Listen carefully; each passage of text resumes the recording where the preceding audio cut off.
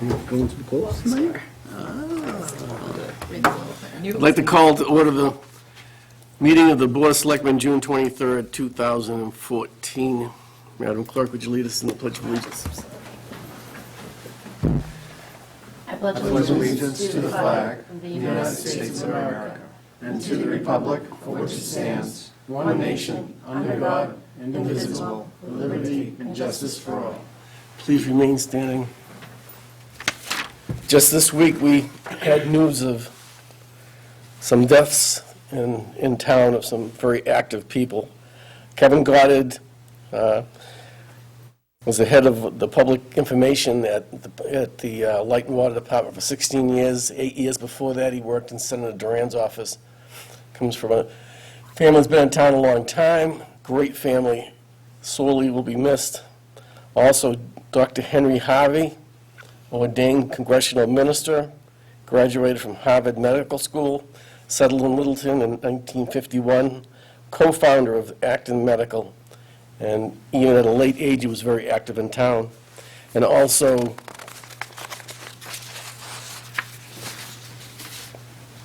Lance Corporal Andrew J. Koenig of the Marine Corps, who died recently also. We have a moment of silence.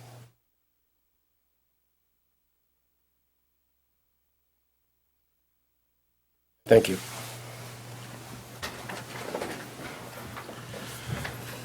Mr. Town Administrator. Mr. Chairman, in the mail packet tonight, I just put one item, and it was the invitation to Saturday's 300th anniversary kickoff celebration. Great job to the organizing chair, Town Clerk Diane Crory. It was a great day, great weather. I don't know, was there a weather committee? Or a subcommittee? If we do, They did a great job on It'll be this. here on September 6th, if that's... Yeah, and we look forward to picnic and the parade and all the other activities. Set a high bar for a great event. And we have on display tonight the certificates, the proclamations that were issued by the governor, by the state auditor, and our legislators. And those were really impressive. We were saying that they'd spent a lot of time putting those together. And they actually asked if they would be considered to be placed in the time capsule Yeah. as well as being displayed. that's great. Yeah, that's great. Hmm. Very good. Can you fit them in? Yes, it's 24 by 48, so. Keep them, I'm thinking of this little tiny capsule. Roll them up. We'll make a photocopy in case we need to check what the text was. Very good. Well, congratulations to all.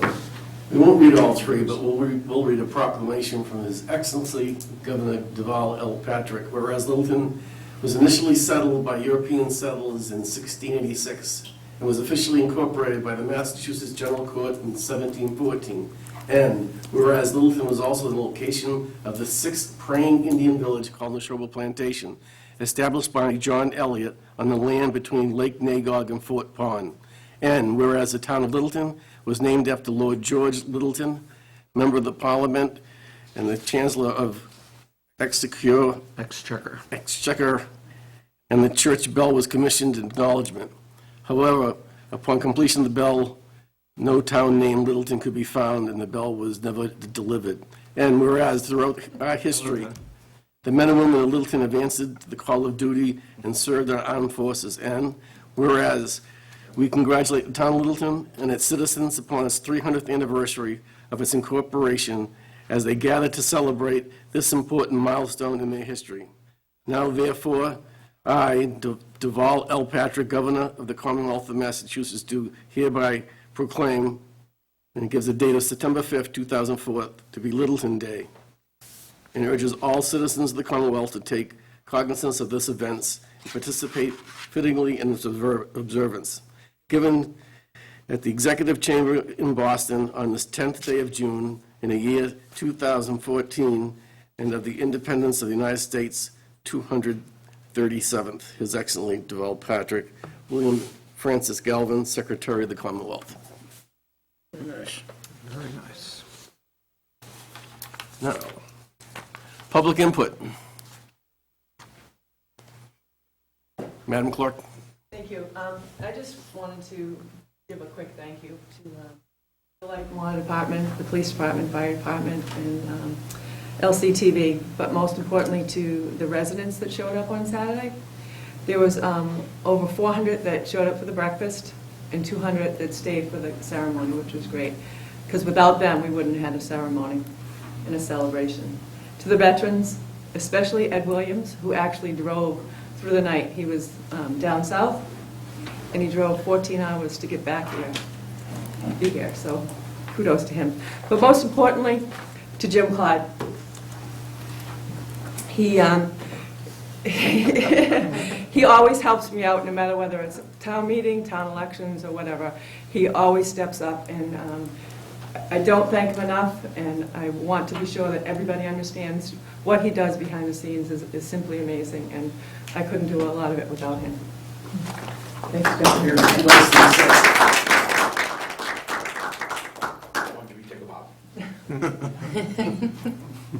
Anyone else in the public input? If not, we'll go to board input. We'll start with you, Mr. McCurdy. Yes, thank you. I do have a couple of things that I'm only going to start to open up the dialogue on because this is quite a week for Littleton and all that's going on and the loss of some key citizens in this town. So I won't belabor my points, but I would hope that I can engage the board in a dialogue in the near future about the two key points that I have problems with. One was the acceptance of the minutes of the executive session of last week, and obviously I had to leave that meeting. I do not believe that it may be the legal thing to do, but I don't believe it was the right thing to do, to have a discussion about releasing those minutes with only two members of the board who are actually present at those executive sessions. I fundamentally agree with disagree with what has been released, and I will provide more of that later. Secondly, another action the board took that night was to waive a rule that says that we can adopt a policy. If we choose to adopt a policy, there has to be a waiting period from one meeting to the next. That rule was created for one very significant purpose, and that is for public transparency and the ability for the public to take in and digest what we're trying to do, and if they have time to make comment on it. And at the same time, that rule created or filled a number of job positions, and that has a big impact on the town. I understand the sense of urgency that the board felt, and I don't discount that, but I do think that it's very, very important that we stick very close to the reasons that we created these rules, and that was to encourage public knowledge, participation, and to continually improve transparency. And I think in both those cases, I'm troubled by how it went, and I reserve the right to bring this up later more specifically, because I haven't had time to address the specifics of it, because this 2 weeks in June is the busiest time of my year. And I've been away on business, so I haven't been able to dig into it further with a more formal discussion about it. Thank you. Mr. Guy? First, I'd like to thank the 300th Committee and Diane and all the people that worked on it, because it was a great event. It was great to see the Littletonians out there and the pride that they showed throughout the whole program. A particular event that I liked was calling the veterans down from the stands. I thought that was a real class act, and it really tugged at my strings, so that was fantastic. Also like to thank the Rotary, because the breakfast was fantastic. That's great. They did a great job. It was good to see all the local folks out there. Paula Vella was serving out back, so I got a couple extra sausages, so that was good. It's always good to have a couple extra sausages. But they did a fantastic job, and the food was really good. So just to really address, not to get into the specifics, Alex, about your concerns, I just wish you had said something. I think the board would have taken that into consideration if you had mentioned prior to you leaving that you had some concerns about having just 2 members here, or even to talk about the whole policy thing that was in your package that you had since Friday. So I look forward to, having some dialogue about it. But I think if you had mentioned something prior to leaving, I think the board may have made a different decision, so that's all I have to say. Well, I must say that my concerns were solidly elsewhere, to be more concerned about family matters at that point in time. And, I was obviously not my usual chipper self at a selectmen's meeting. And so I apologize, I would have loved to have been there for that discussion, because I would have brought it up at the discussion. But I don't think it's too late to have that discussion, because I think in the end, what we want is the highest sense of transparency and the greatest sense of faith that townspeople have in our ability to do things as transparently as we possibly can. I have no issue with, your family issues, and family's always first in my mind. But again, a few words, if you had the package since Friday, take a peek at it, and that would have been fine. But I do look forward to the discussions. Melissa? Yeah, so you guys said a lot of really great things already about the 300th, but just to, add on to that, it was a fantastic day, really great job to everyone involved. It was really neat seeing what was in the time capsule from 50 years ago, and all the papers there, the restoration work done from what was in the capsule to what you saw on that day was a lot of work, and they did a really great job, so that was good. The other thing that I was really thrilled about was the winners of the Where Am I Challenge. You saw people cutting the ribbon. So we had 2 families and 1 individual who were selected as winners. And I think that was a really good educational experience for them, learning about these places around town. It was great to see them down there. So thank you guys again for all your hard work on that. And yeah, I guess that's probably it for me. I mean, maybe one other comment on the executive session minutes approval, and Keith, maybe you can help us with this, but I know we kind of talked about, we were concerned that there were only 2 people there before approving it, but we checked the rule on that, and we discussed how that works. Yeah, and I had responded to Alex's inquiry after the meeting. Okay. That the particular thing that I was looking at, and my apologies if it was insensitive, but that we had a finite deadline of time under a public records request to either disclose the executive session minutes or not. And so, could we have waited? I think under normal circumstances, we could have. And in the future, we will. And this, I viewed it as being under time sensitivity to respond to a public records request, so. Okay. First, I want to start off by saying the same thing that's already been mentioned. I thought that Saturday's opening ceremonies was absolutely awesome. What a great way to start the celebration. So strong, so well-planned and thought out, and the people that participated did a fantastic job. Once again, great way to start. Congratulations to the committee. Also want to mention, before that, on Thursday, we had Third Thursday again. If I'm not mistaken, there was 70 booths there, and I don't know how many hundreds of people were there, but it worked out well again, so thanks to the Park and Rec for pulling it off. It's turned into quite a celebration, and I think most people had a great time. Third thing, next Tuesday, the Kelly Miller Circus comes to town. The entire proceeds from that goes to the 300th anniversary.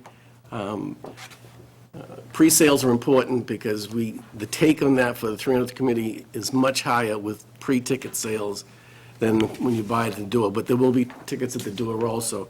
And tickets can be purchased at the Littleton Park and Rec, at Tedeschi's, at Common Convenience, at Donlan's, My Town Sports, or at my real estate office. So that's a week from Tuesday. It's a good take. And then the last thing, and very important too, is the special election coming up, which is this Saturday. So, anything else, Board? Just one other thing, Sure. 'cause as Melissa was talking about the kids, having the kids put the flags up was really cool, too. That was a great little ceremony there, to have the winners of, it was a... drawing contest. A drawing contest, have them raise the flags. That was really cool, too. Good That's day. it. All right, moving on. Joint meetings of the Park and Recreation Commission with this board. If you'd like to come up front, there's questions that we probably all have, but would love to have you make the presentation of what's actually going on and the good parts and maybe some of the problems. If you want to take the lead. I think we're just here to initially discuss your thoughts on the Castle of the Trees older portion of the playground at 300 King. I had sent a memo, I guess back in March, at the end of March. I think it was reissued in your packets. So I'm not sure if you had a chance to go over that. Yeah, the last time we met was in January, where the issue on the table was whether the Park and Rec Commission was going to be accepting the donation of the playground equipment. One of the concerns expressed at the time was that in, number one, there were some questions about what the legal liability was, whether you did or didn't accept it. And I think we came to recognize whether you formally accept it or not, you own it. So, because it's... Yeah, because, right, yeah, and because it's playground, it's in your care, custody, and control. But that we saw the need, if it's in a condition that needs to be fixed up, or it doesn't meet code or whatever, then the other side of, if you will, being responsible for the playground equipment is to have some kind of plan for how to address it. And that plan necessarily involves expenditure of future funds, which you don't have in your budget. And I know, I think what Park and Rec was looking for is the joint recognition that by accepting, hopefully formally, so you can say thanks and thank you, the playground equipment, which I think is otherwise, could be abandoned there, in which case it's ours. But it comes with the responsibility to make sure that it's in a safe condition, that if it needs an investment in order to be usable, that we recognize, the sort of money that we're talking about. And I know that Kate's subsequent memo to us did There's a couple scenarios. come up with some money. Maybe you could just run us through briefly what those are. I saw one figure of 221,000. Yeah, that would be like the Cadillac version. I went from the very little to the not so little.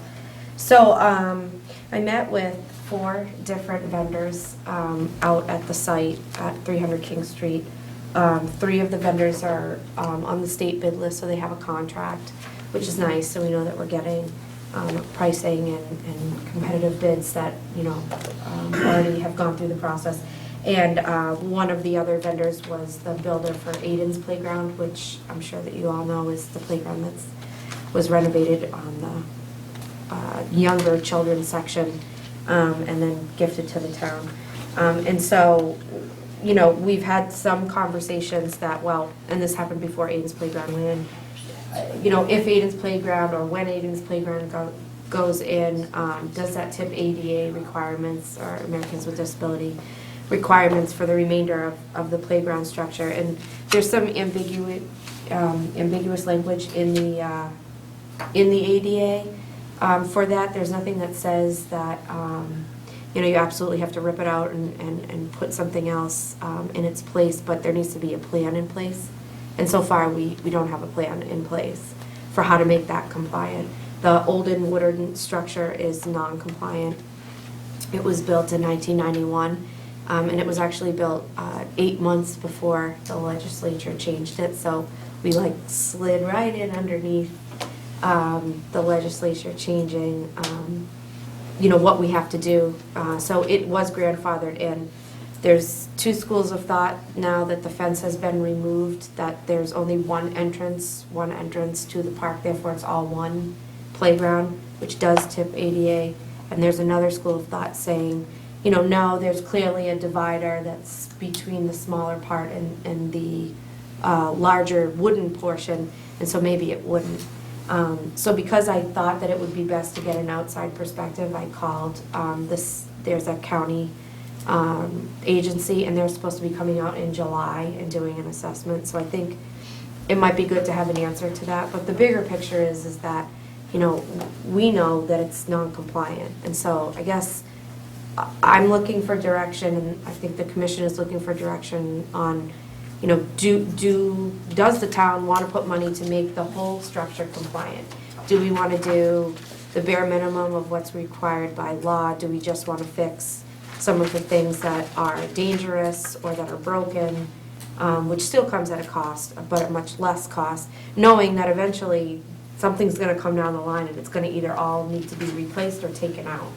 So, my opinion is, it's just fixing it and putting a Band-Aid on it, sort of throwing good money after bad, because eventually you're going to have to deal with it. But, we also don't have the luxury of saying, sure, we have 200,000 plus, let's go for it. So, I'm hesitant to even do anything else without really getting a picture of what's the thought of this.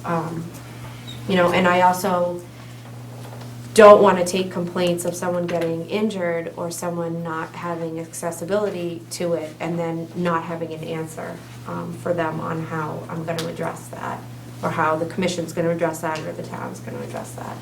And recently, we had someone complain because they were attending a game at the Kerper soccer field, and they didn't have a handicapped accessible way of getting to the field to watch their player. And so it's going to be coming because they look and they see that, okay, that's a park and rec field, and so plans are in the works to make sure that we're compliant at that field because it was built after the threshold year, and we have to be. But I think as more and more people are coming to the site, especially when the site's going to be renovated, I'm hoping that it's not only Littleton people, but people in the surrounding area, it's going to be noticeable that that's not accessible. So, yes, I'm just looking for Is there a possibility, and you probably already said this in another way, but that we accept the donation, because we haven't accepted the donation yet, right? That hasn't been done. Can we do it, and just like you say, until, and make a plan? So you have to say, yes, this is the plan we have, we're going to do this within a certain time frame, this within a certain time frame, and try to pull it off financially that way, because just like you said, the perfect thing would be the $221,000, but we don't have that kind, you don't have it, and we don't have it to put on. So, phasing the project, I think, Yeah, is what... when that person comes in July, is that something you can say to him or her, that say, we have a plan, and this is how we can go about it, and make it affordable? Sure, yeah. I guess I'm just, it's going to be difficult to, you can't remove it in pieces. When you remove it, you have to remove it, because you have to pay someone to come in and remove it. So to pay them 2, 3, and 4 times to come in, especially if you're removing it and putting new equipment in, it's going to become more and more difficult to be able to access it.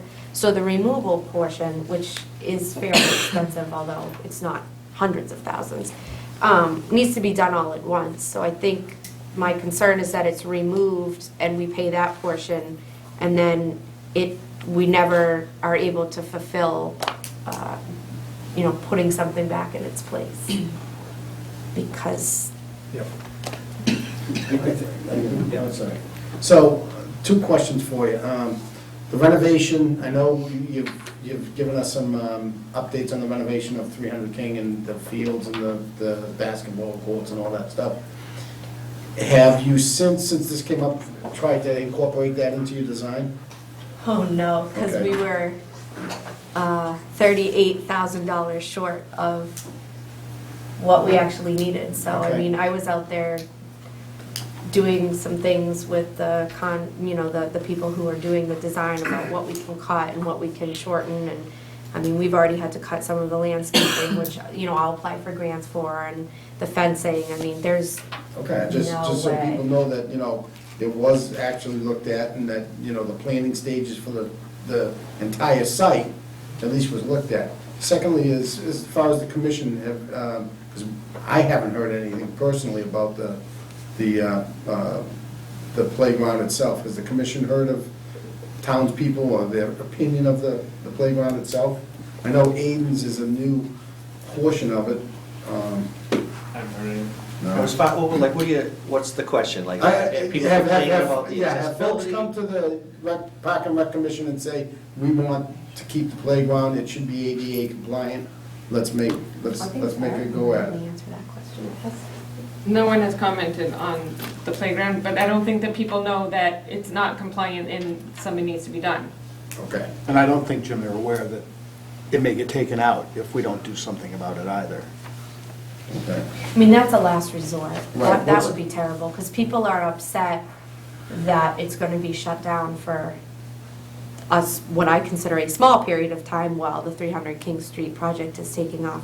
And that's at the end of August, beginning of September. So to have it shut down forever, I can't imagine if the little storm that So has that- happened so far. So there is an interest to keep it and to keep it viable then?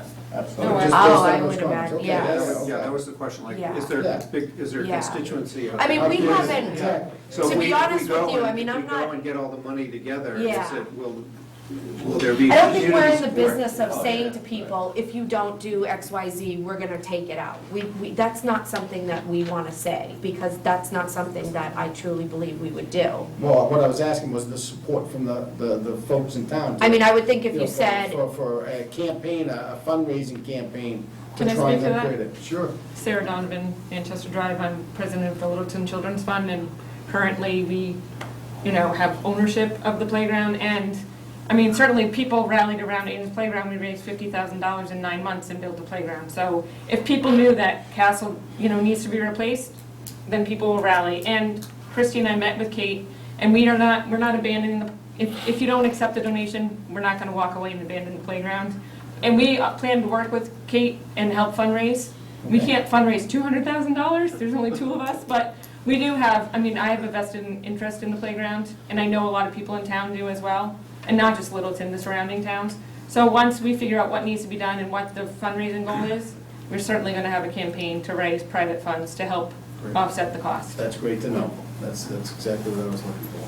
and there are grants that are available, most of them that we would qualify for just because of our median income and the fact that we aren't really what they consider an urban area, are matching funds, but, on a playground of $200,000, that can be pretty heady, so. Some of the other things that you can do to cut costs, I don't recommend it, but you do a community build, usually hiring the company that you purchase the playground stuff from to come in and build it is like at least a third of what the materials cost. The problem with doing a community build of, something of that size is that you don't have everyone show up, and then you're out there for weeks and weeks and weeks, and you have to pay an engineer to be out there to make sure that it's being done, so.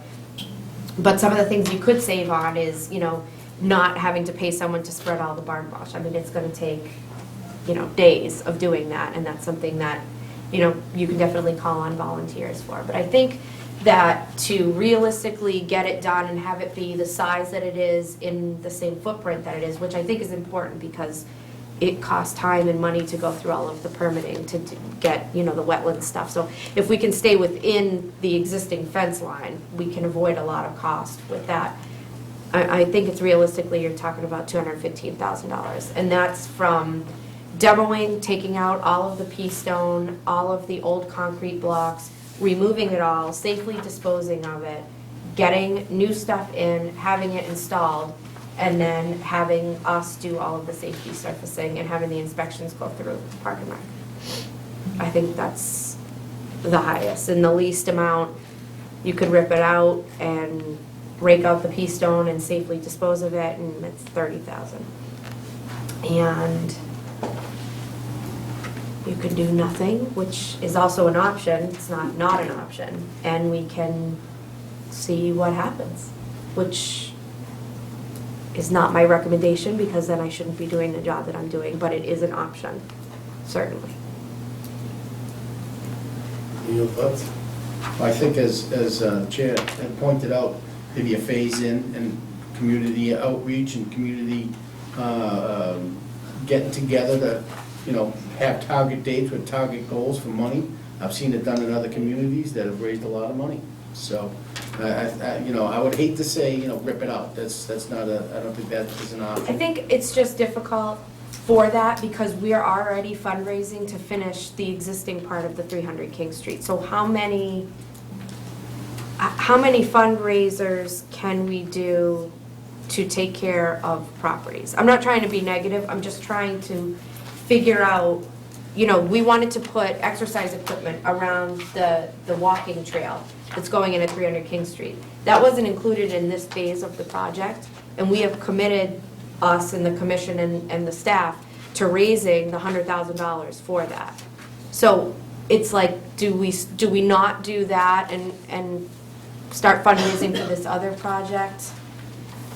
I'm a little overwhelmed with sort of what we have to raise funds for and not knowing what the priority is. Well, it sounds like there's the offer from the Littleton Children's Fund to engage in some level of fundraising towards some end. So it sounds like there's an opportunity to see what we can come up with in terms of a goal.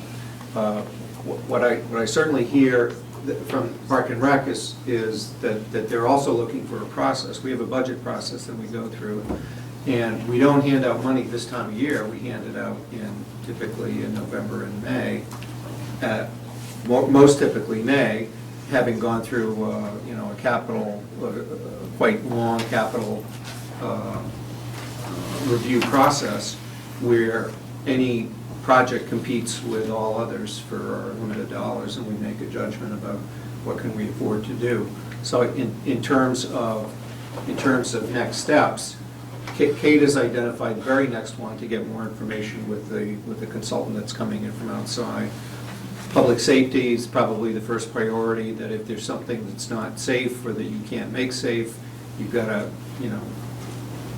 decommission that or coordinate off or do something. And if there are things that you can do short-term and long-term for which you need money, then that is going to get fed into the budget process. The work's eligible for community preservation funds. I also know the Community Preservation Committee has told you not to come back. We are not invited. Because of the money that, the 2 rounds of funding that 300 King Street has gotten per se. So. I guess for me, we're going to be putting it into the budget. It would be helpful during the budget process to figure out what, if anything, that number is as a jumping point. And then from there, so if we're asking for 100,000 and we're only going to get 15, then that's what I know the grant amount that I need to apply for, and that's what I can communicate to Littleton Children's Fund to say, okay, well, you don't have to raise 200 because we have 15, so now you have that was a terrible number to pick, Yeah. but and to go from there. But I think that it would be difficult to do anything worth justice doing without some town funding eventually, or at least a discussion, a bigger discussion. And we're not looking for it now. We're up to our eyeballs at 300 King Street, but it'll be in the process. When we can. And it wasn't in the past. It wasn't present in the past capital budgets for Park Right, it and was Rec. not on your radar screen in the past. Well, I think, there's not a lot that this board can do right now. I mean, even if it goes into the budget process, there's a whole process, and we can't just remedy the problem by I think it's just by more of an virtue of this board. FYI. Yeah, But what I would like to hear is, I'd like you to go a little further with this and start planning and say, well, this is our best recommendation for how we want to phase the project, how we want to do it. This is where we'll have our shortfalls, working a little bit with the Children's Fund to see what are realistic expectations from them. I certainly support what you want to do. I think that we should put in equipment that is compliant, and it's a great place, and we need to support it. But I don't know, there's a lot we can do right now.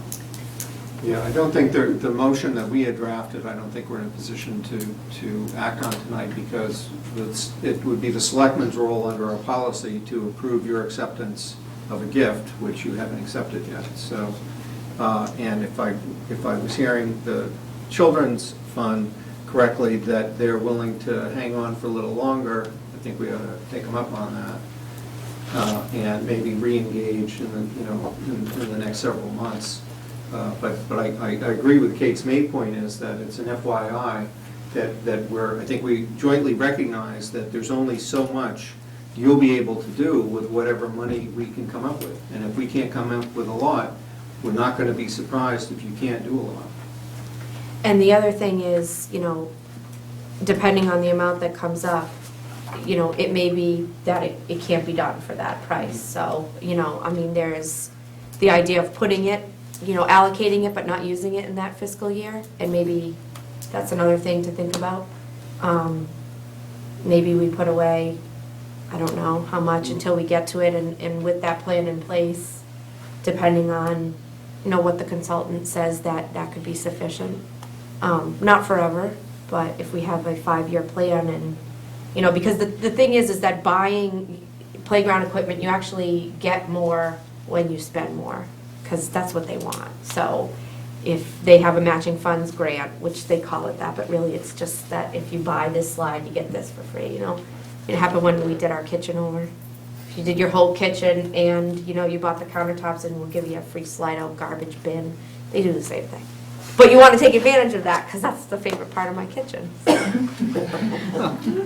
So maybe get back It's together. really true. Maybe get back together in the fall. I have a question. Kate, I thought you did recommend accepting the gift. There wasn't, I guess the motion in the minutes wasn't sufficient, so it needs to be redrafted. And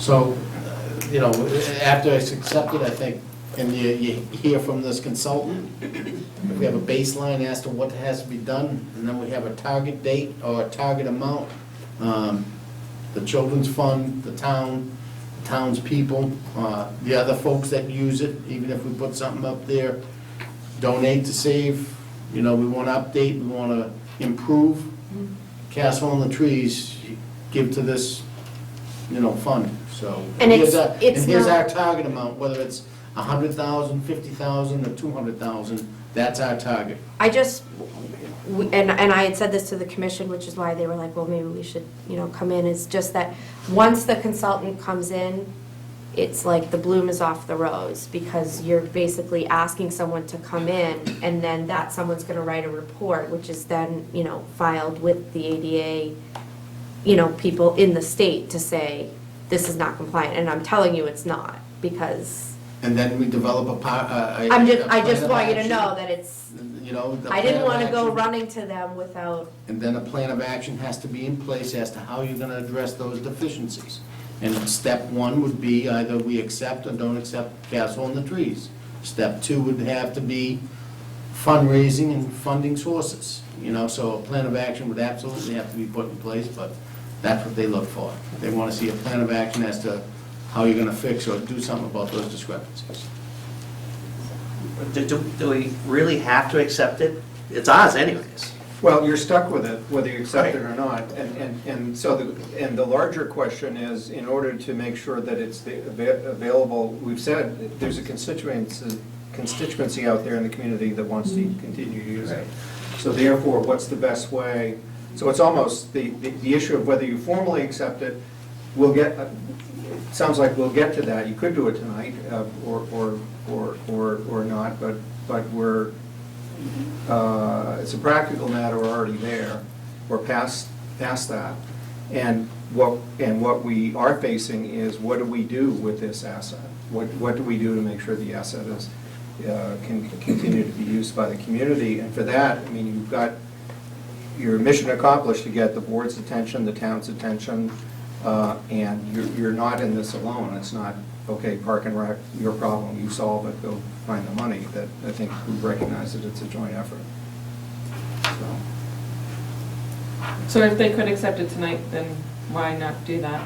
Kate already has in her budget, correct me if I'm wrong, Kate, for the maintenance of the playground? Well, I have, yeah, for the maintenance of all of the properties, Right. but of So Kate's of already which has, it's, basically taken over, like, maintenance of the playground, which is what Littleton Children's Fund did. So I guess my question is, if you're saying it's a practical matter, Keith, and Kate's saying we're gonna pay for maintenance, then why can't we gift it tonight? I mean, if we have to wait, we have to wait, but I'm just wondering why it can't be done tonight. I mean, as a matter of fact, I've already done the inspection and put it through, and I've sort of already had been. Yeah, the selectmen's proposed motion would be, if the Park and Rec Commission is voted first to accept the playground equipment, then the board can approve that acceptance under our policy. And if we That's- don't vote to If you accept don't, it? if you don't, then we can't. But we're still, but whether you vote or don't vote, that equipment is still on our property, and it's still our responsibility, so. My biggest problem with saying yes to it is when it does get shut down because it's not compliant, because the town doesn't have the money to do it, Kate's gonna hear all the backlash from it. Not the town, Kate. So that's why I'm worried about it, even accepting it as a board member, saying, yeah, we'll accept it, even though we know it's not ADA compliant, and at some point it needs to be redone. But we don't have the money to do it, the town doesn't have the money to do it. So who does it, as a taxpayer out in the streets, who are they gonna blame for that park not being up to snuff? They're gonna blame Park and Rec. Well, my other question would be, if the town owns it, and I pay my taxes, why are you asking me for money outside of my tax bill to repair the park? Do I get the sense that Park and Rec may not accept it? Or doesn't want the responsibility for it, or? On a staff level, we, Our concern, I think, we're already.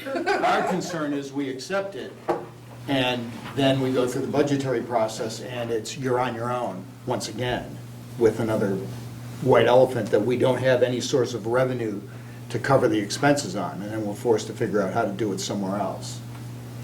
And if we can't do it, we have to shut it down.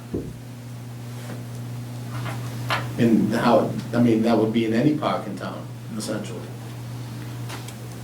But at this point, it's a issue of immediate repairs, or? Yeah, We don't know that until that. Yeah, are there There are expenses immediate that you have, repairs. immediate repairs that Yeah. are extraordinary and Yes. unforeseen?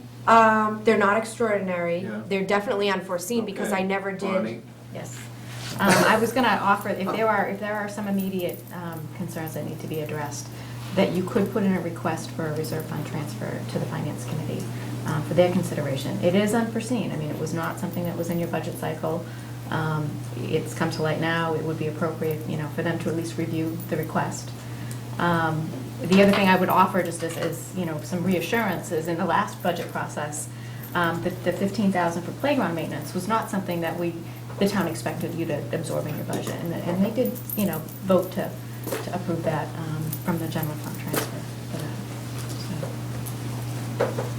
So, not that that's a promise for So the that's, future. so it's just a process, we can just help point you in the right direction and show up at. the I mean, I meeting. understand I guess, you guys are good people. But, Gary and I have had long discussions about just, if we don't have the money, then just close it, and then, I find the money, or, we make really good friends with someone who has money, and we get it, and then they're not thrilled that I found the money because, so I understand. This is just way beyond any amount. I mean, I'm trying to be realistic, and it's not a huge amount, so I kind of instantly felt better when Keith said, you're not alone. And if that's really how you feel, and maybe a discussion with Finance Committee somewhere down the road or during the process is good too, then, I'd like to make it work. It's a great park, and it's gonna be great. But we did take a lot of heat for 300 King. I mean, people were less than thrilled that there wasn't just money to fix it up, and what's gonna happen if you don't get the money for maintenance? Is it just, in 15 years, gonna look like it did look? And, I can't say no to that, because who knows what's gonna happen 15 years from now, so.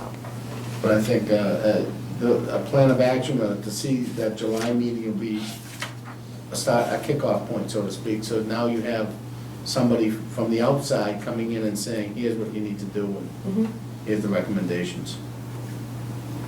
Do you want to set a target date for when you would want to come back to have an update on the plan of action? I mean, if it can wait until September, September. that would be great, because this is our Super Bowl, Okay. starting tomorrow, so. September. Okay. Season, Super Bowl September, season. whatever you say, will be, Yeah, so, September, I'm sure will work. something. Yeah, okay. So we'll table this matter until September. Yeah, there's no action for us to take. Thank you. Thank you. Thank you.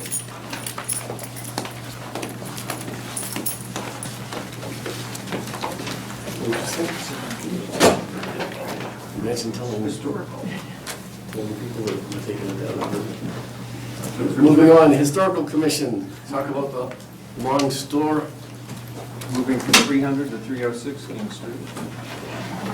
Next door. Yeah, right next door. Right next The door. neighbors.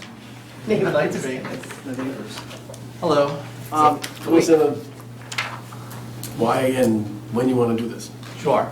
My name is Andrew Watt. I'm on the Historical Commission, and we are here tonight to ask if we can use the 306 King Street site as a potential location for the restoration of the Long Store. A little bit of history.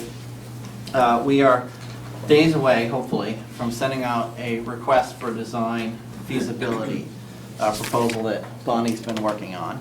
And we have had numerous discussions from 2012 even to the Commission's last meeting recently about where to locate the Long Store when it's restored. And it makes sense for the feasibility study and would actually help us to get a more appropriate and probably cheaper feasibility if we can actually look at the feasibility of this particular location. We've chosen this location because of it's well situated. As you know, it used to be the home of the Central store, which was torn down, so it's sort of been a site of commerce before. And it is close to 300 King Street, which is going to be a beautiful park. There's some infrastructure there that it would abut, which is great. It's also very close to the schools, the Historical Society, which has agreed to help us support it once it's been restored. And so we would like the feasibility study to go out specifically looking at the feasibility of restoration at this address. If you're not familiar with the really distant history, we are looking for a location because where the Long Store was built in 1740 up until 2012 has now becoming the point. It had to be dismantled and moved actually because of the widening and the traffic lights that are being put in on Great Road. So it's not quite at the point. It was a little bit closer to Russell Street, but it had to be moved for the widening of the road. So basically, overall, you're looking for the board to approve that site as being designated just for the Long Store. Well, we're at the feasibility study, but yes, I guess if the feasibility study proves that it is feasible, then that, I guess, would be Yeah, the... and we didn't want to have the Historical Commission list the Long Store in its RFP without your approval. That property is under your care and custody. And if the feasibility study doesn't prove that it's a good site to be used, that you'll, Right. move on and, pick another neighborhood. But we wanted to check in with the selectmen first, if there are any questions about 306 being the site. So the motion we have before us is actually a multi-step motion that is centered around your request to use 306 King Street. And that's your recommendation. And are you okay with the idea of ex officio members on the Permanent Municipal Building Committee? There are two under the PMBC bylaw that for a particular project that the selectmen are to appoint. You don't have a department head, which is the other option, but therefore two members of the committee. Would you be the two? Yeah. Yes. Yeah, okay. It's because you're here, you're really short straw. Well, we're actually recently been appointed the part of the subcommittee that will be reviewing the feasibility proposals, so it seems like a logical extension. And have you been having dialogue with the Permanent Municipal Building Committee? Are you all squared away with them? We've started having dialogue with them. They were at our last meeting, a couple of members, and we've started the discussions. Yes, the subcommittee actually has two members of the municipal, Jeff and Bill. I think Bill, Yeah. Yeah, Jeff and Bill. So, yes. All sounds like a good plan to me. I'd like to hear, Jim, do you use the property for anything besides cutting, mowing it? We do not. There's a historical marker up there now, too, isn't there? Yes. That's for the Tory House? Yes. Yeah. That's right There's next actually two, right. There's the Right. Tory House and then the Central Store. Right. actually. Oh, yeah, the It's a same, market. right. Is that gonna be incorporated if it is an acceptable and good location? Oh, we do the markers. We wouldn't want to. Perfect. Perfect. That's all the questions I had. I just was looking at the quote on the long store in the Littleton book here, and there was enough New England rum sold there to float a frigate, so that was Yes. quite interesting. I had no question. Wow, that's, Another interesting tidbit, if we're talking about historical tidbits, is the Long Store was actually the location for the 100th anniversary lecture. It was actually a lecture done by the not priest, but minister, I guess, at that time. It was actually done at the Long Store, and then his speech was given out at the Long Store. So just thought it's interesting, in light of the 300. personally, I think the location's perfect. The central store was there. When I was a kid, it was called Murchie's, and it went to Tom's Food Store, Holy Store, and finally it was taken down, so I think it's a perfect spot for it. Especially for the commission, right across the street, it's, Exactly. that's awesome. For the society? Yes, Society, yeah, I'm sorry. exactly, yeah. Yeah. I agree, that's a great idea. Ready for a motion? Yes, I am. I move that the Board of Selectmen vote as follows relative to the feasibility study for the restoration of the Long Store funded by Article 8, Item 10 on the May 5th, 2014 annual town meeting. 1, approve the reissue of the town-owned parcel at 306 King Street, Assessors Map U19-33-0, as the proposed site for the said restoration.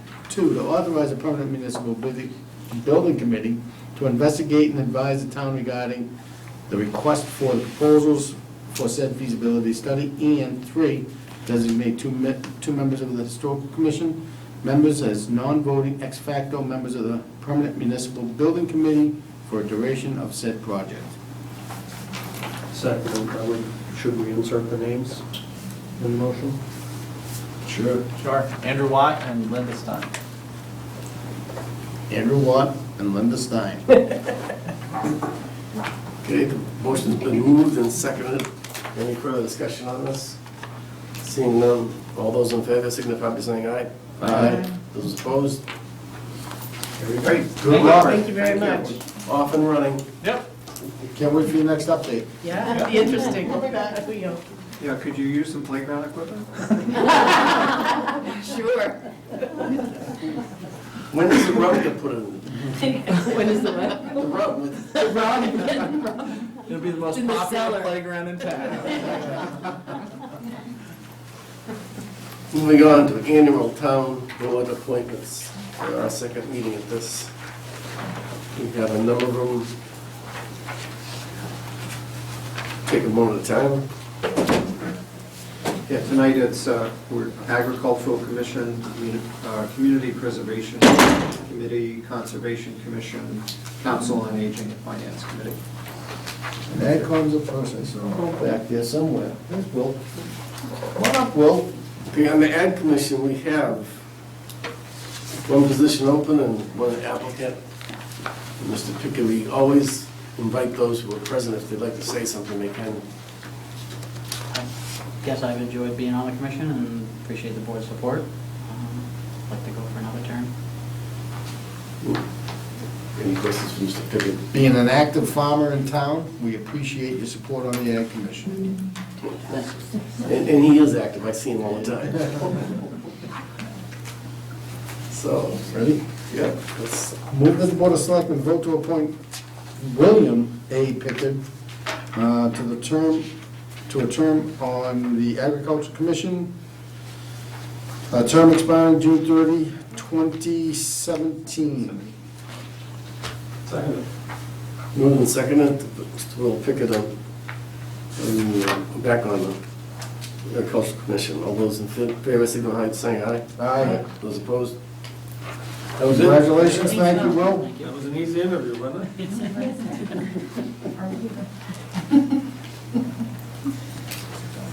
Next, we have the CPC. Is that the next one? or you- Yeah, Community Preservation Committee, yeah, we don't have either of the applicants here tonight, and I just wanted to editorially insert that we'd had a prior discussion that, about the need for better communication between the Finance Committee and the Community Preservation Committee, and observed that one way to do that is to go back to the ancient practice of actually appointing a Finance Committee member to the Community Preservation Committee. We don't have any applicants from the Finance Committee. We didn't actually finalize that we were going to do that, but I just wanted to remind folks now that, you know, if anyone thought that was a good idea, you had the opportunity during the annual appointment process to provide that link. And if you choose not to do it in this round, we can bring that same matter, say, forward to a future town meeting to actually rewrite the bylaw and give the Finance Committee one of the, right now there are 4 at-large positions. The committee cannot be any larger than 9. 5 seats are already spoken for by statute, so if you reduce 4 at-large to 3, that would be the way you could give the Finance Committee a seat. It would require a town meeting vote and an amendment to the bylaw, but ultimately, I just wanted to take the opportunity to say that we recognize we need to have better communication between FinCom and the CBC, and that, you know, whether we do it in this appointment round or do it in the future, we don't want to forget. So, But we'll have to go to town meeting for it anyway. you'd have to go to town meeting, and, you know, let's say if you filled the 2 positions with, at some point, someone who's not on the Finance Committee, we're gonna not have, if you amend the bylaw, then at some point, when the positions, there'll be a transition period when a Finance Committee would come on. I don't know if FinCom has discussed that, but. I think that's an important point. I'd like to hear what the chairman of the Finance Committee thinks about. Yeah. Thank you. And I first want to acknowledge Keith for giving this some thought after our review of the CPC spending plans as proposed this past spring. Communications is the key, and I think we just naturally benefited when there was an overlap period of time when Elliot Putnam was on the Finance Committee and on the CPC. There was a natural flow of information, so I think to a certain extent our problems might be just dated back to the fact that that was taken for granted, and that when that ended, Elliot no longer being on FinCom, we kind of fell out on a loop with each other. So I'm not opposed personally, or you know, and I haven't thought it through one way or the other whether or not we need to have a formal seat on there. I think there's a lot of ways we can achieve having dialogue. I mean, we don't have a representative on Park and Rec or a number of other committees, but we certainly have a dialogue with them on spending, and it sounds like we'll have more of a dialogue about spending on that one too in the near term. Sooner than we wanted, yes. But and I hate to just knock off one more spot that could just be for the general public too. That being said, FinCom as a group has not discussed it. We have a meeting coming up next week, so maybe we'll put it on our agenda for discussion. If you know, you can, we don't have either the applicants tonight. I don't think the CPC is going to be meeting between now and June, you know, July 14th, which is your next meeting. You can, in the absence of the two candidates, you can just vote to reappoint them, or you could table the appointment, or whatever you like. Mr. Chair, if I may, I think, you know, as Alex said, I'd like to hear from the Finance Committee too, but I'd also, because I think it's a great idea to have at least a member sitting on the CPC, especially where funds come in and out of there, you know, recently, very quickly. But I would also like to have the two applicants here to ask that same question, whether or not they're up. I mean, obviously, they want to get reappointed. They submitted their applications, just to talk to them about the process and hear what the FinCom has to say with the two applicants present. I think that because the name of it is Community Preservation Committee, the number of citizens at large that we have on this committee is an important piece of that.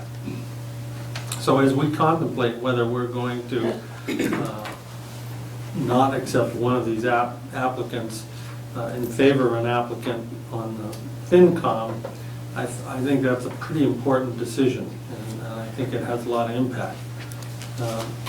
So I would be leaning more to amending the bylaw in some way to create that linkage between FinCom and the Community Preservation Committee without giving up the number of seats for citizens.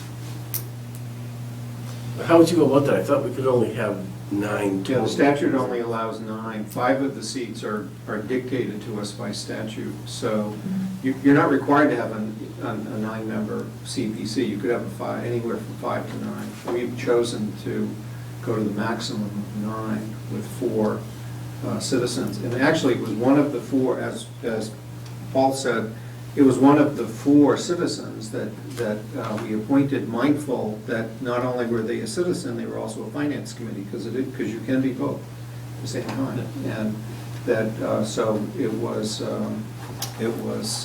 Elliot Putnam as a finance committee member and citizen who was appointed to one of those 4 slots that the selectmen get to fill.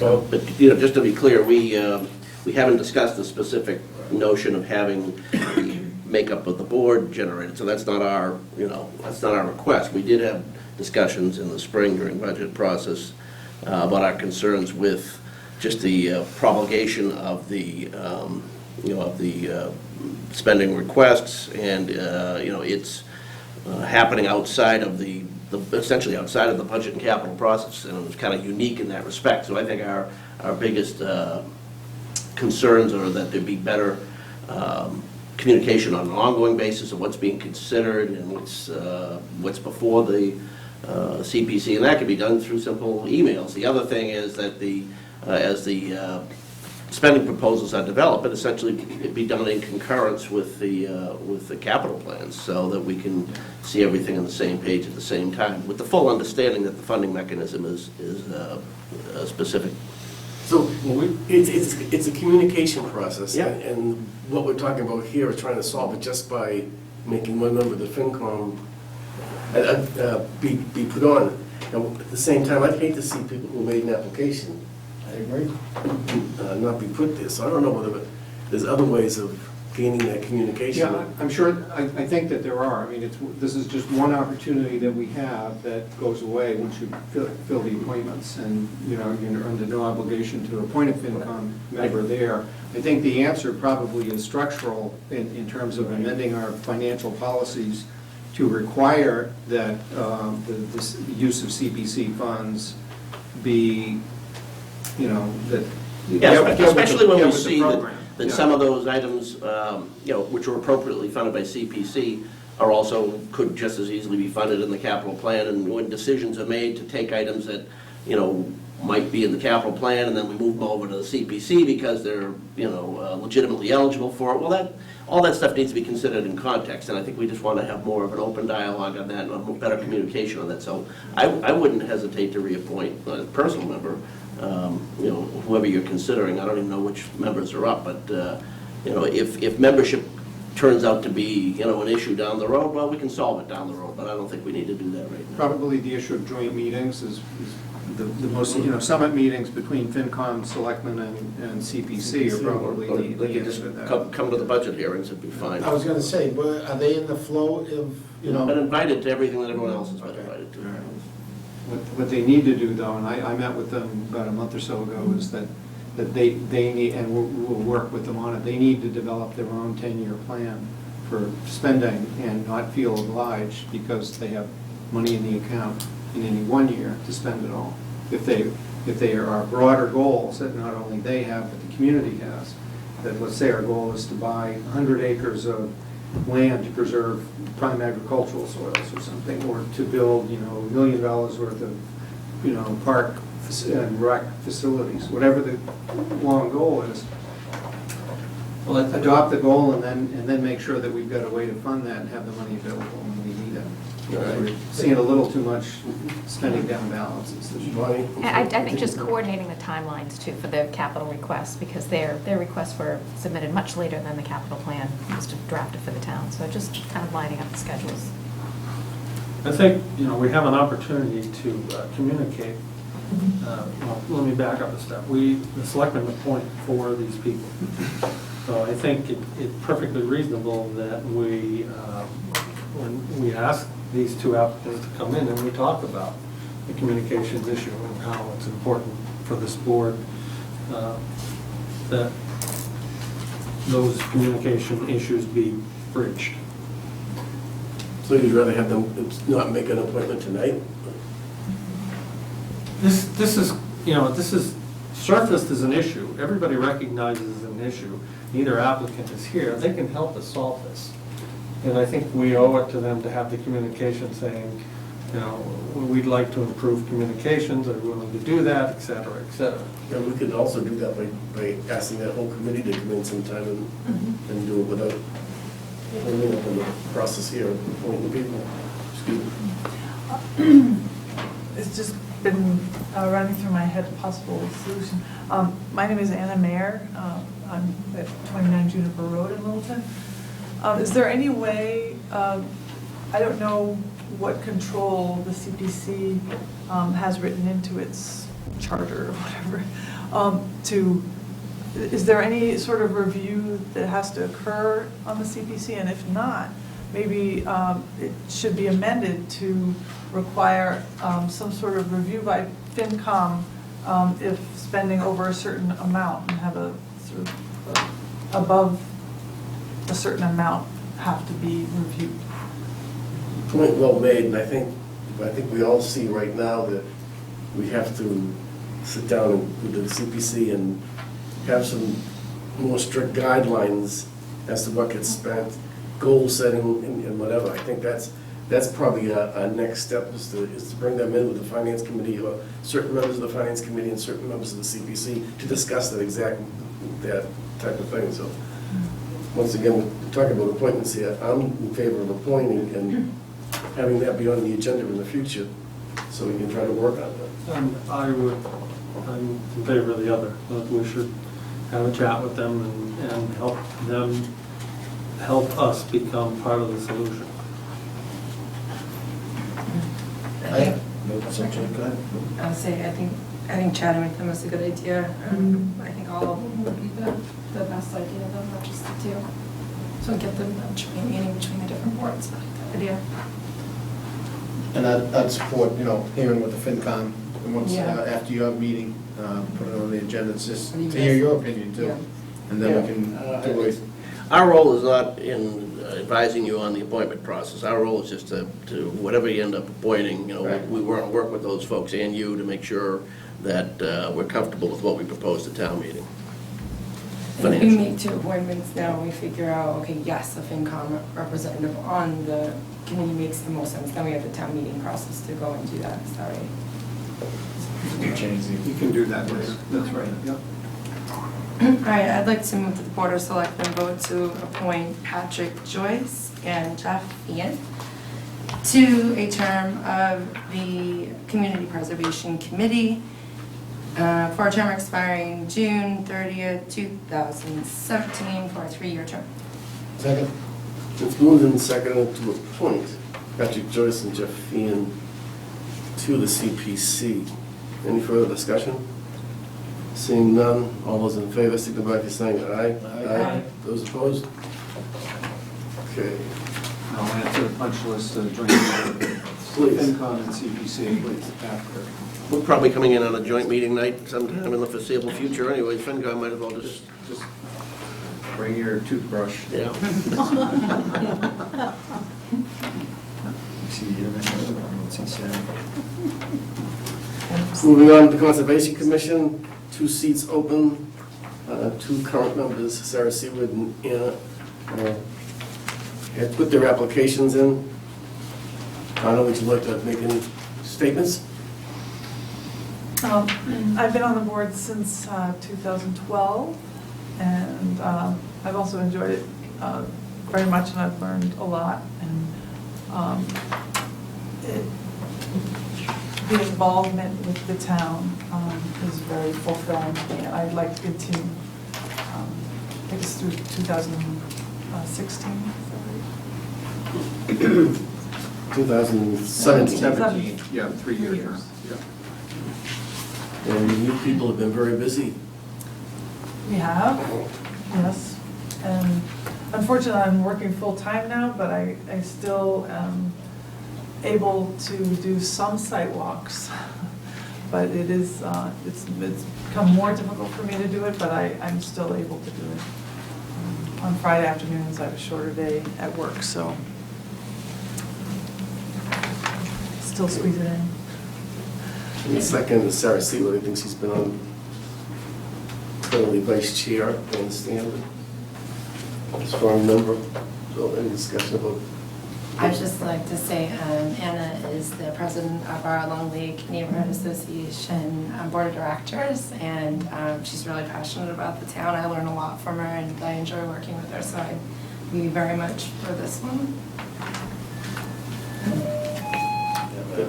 Yeah, there you go. All right. I'd like to move that the Board of Selectmen vote to appoint Sarah Seward and Anna Mayer to a term on the Conservation Commission for a term expiring June 30th, 2017, for a 3-year term.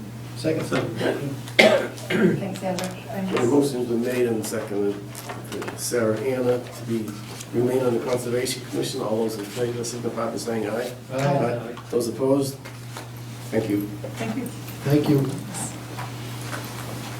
Next is the Council on Aging. And Keith, first, I want, if you could explain why we have such positions open, 4 positions, 1 position to 1, the different dates.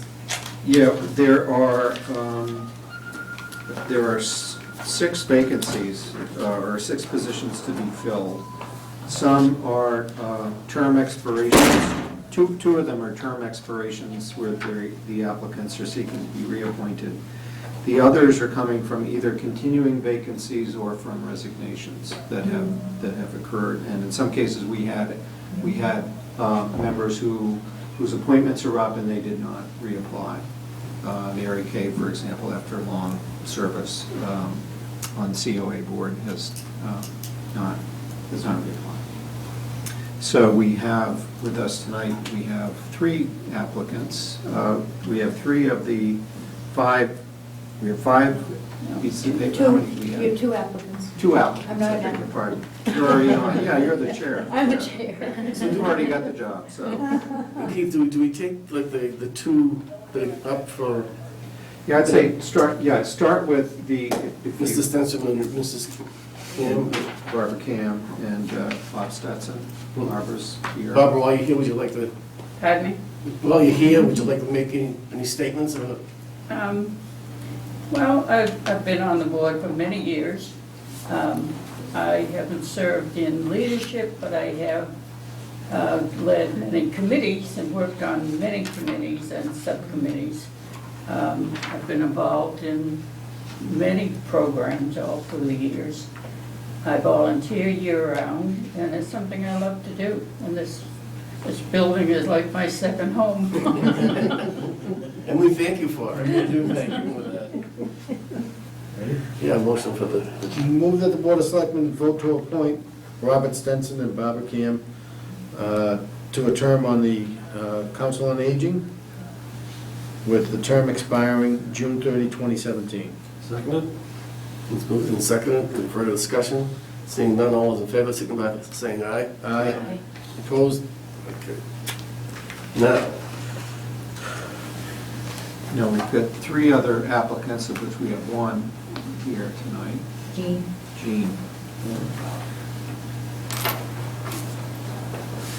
And Mr. Simone did send, notice that he wasn't going to be able to make it.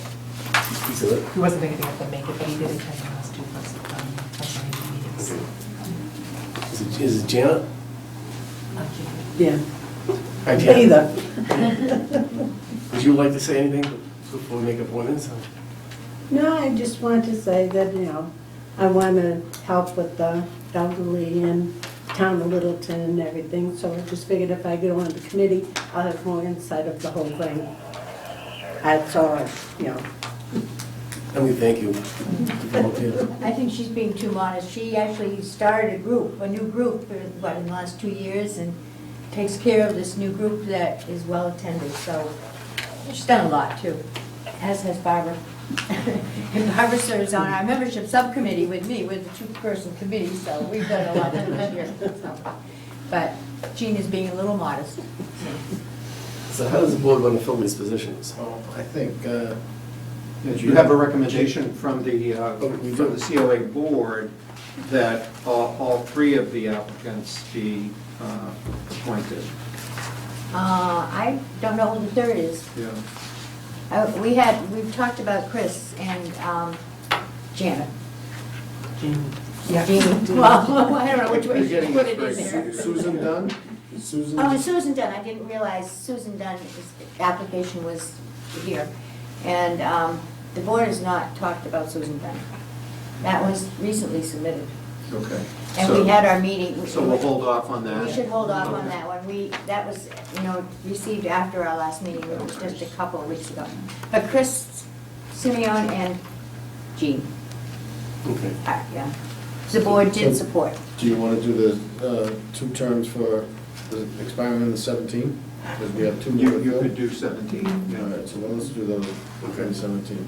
Move that the Board of Selectmen vote to appoint Janet Johnson, Christopher M. Simone to a term on the Council on Aging, term expiring June 30, 2017. Second? Moved and seconded for discussion. Seeing none, all those in favor signify by saying aye. Aye. All those opposed? Thank you. Thank Just you. one note, there was a resignation that came in today from Marcia also. It'll have to be. From Marcia, right?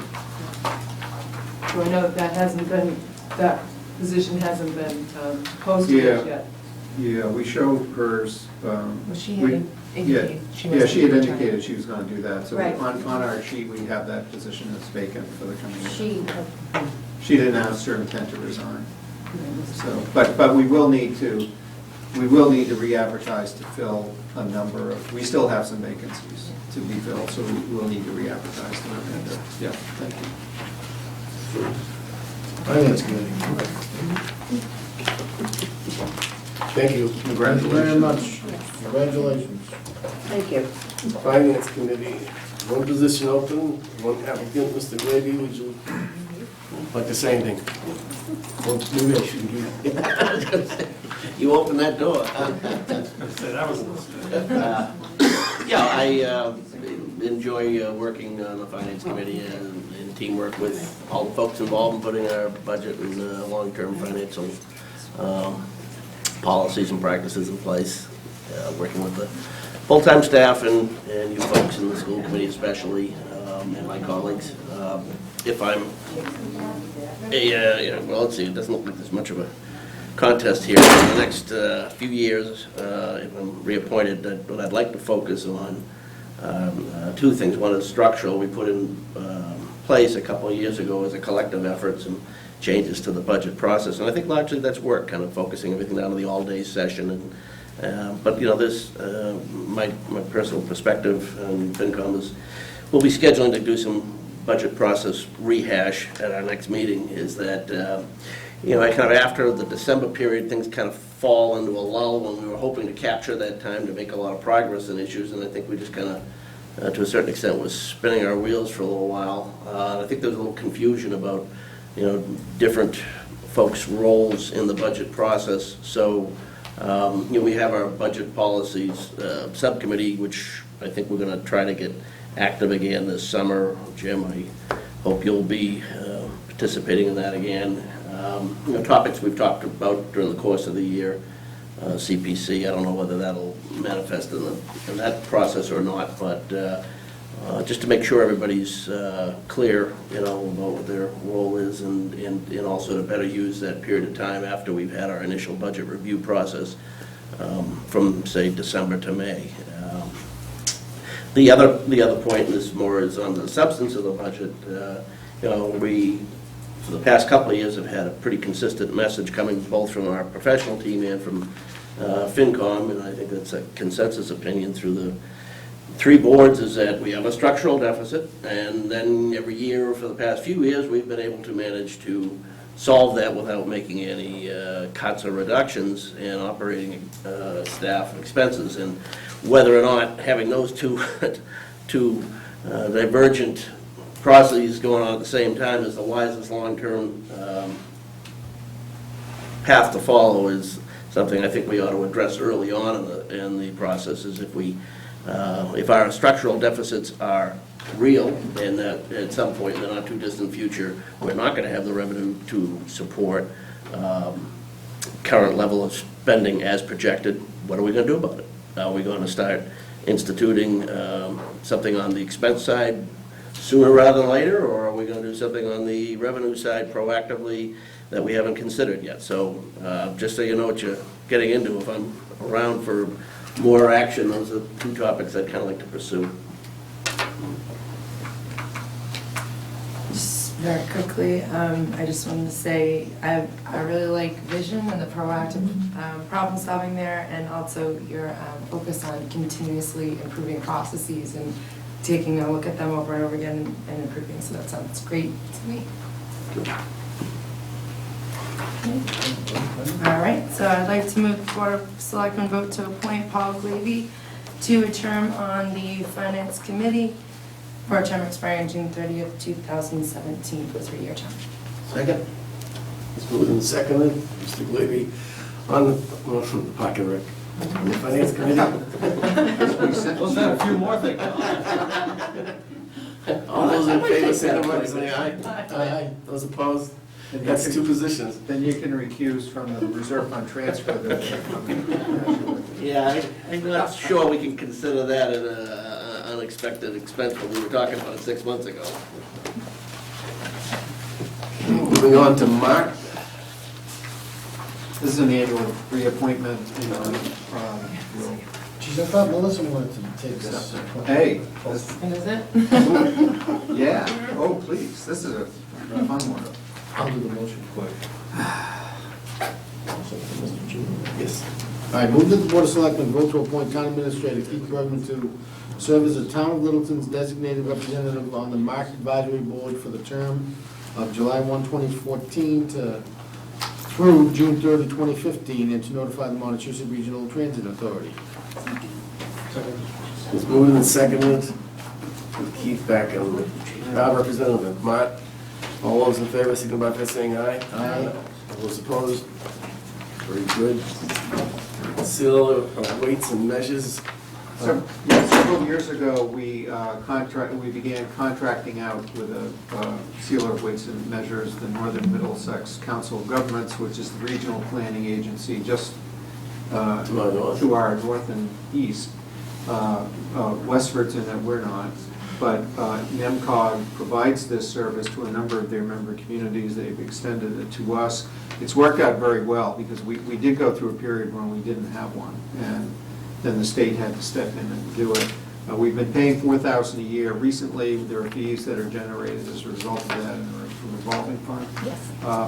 And seeing that we're going to have a number of new scales in town, estimated between 35 and 45, NEMCOG thinks, from having Market Basket and other entities in town, that they're proposing an increase from 4,000 to 4,500, which we will easily make in fees. But we're happy to have them available to do the work. Move that the Board of Selectmen vote to authorize execution of an amendment to the contract with Northern Middlesex Council of Governments for sealer and weights and measures services for the town of Littleton in the amount not to exceed $4,500 for the fiscal year 2015. Second.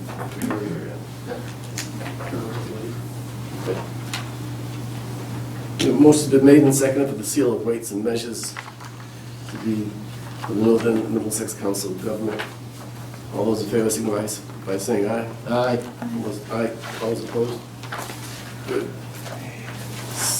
4D, I'm glad this has come up, because we seem to always have committees that have been there forever and are still in existence. Yeah, that we have routinely updated you, and you make reappointments to the committees who have definite terms, 3-year terms, but those are ones that are established either by statute or town bylaw.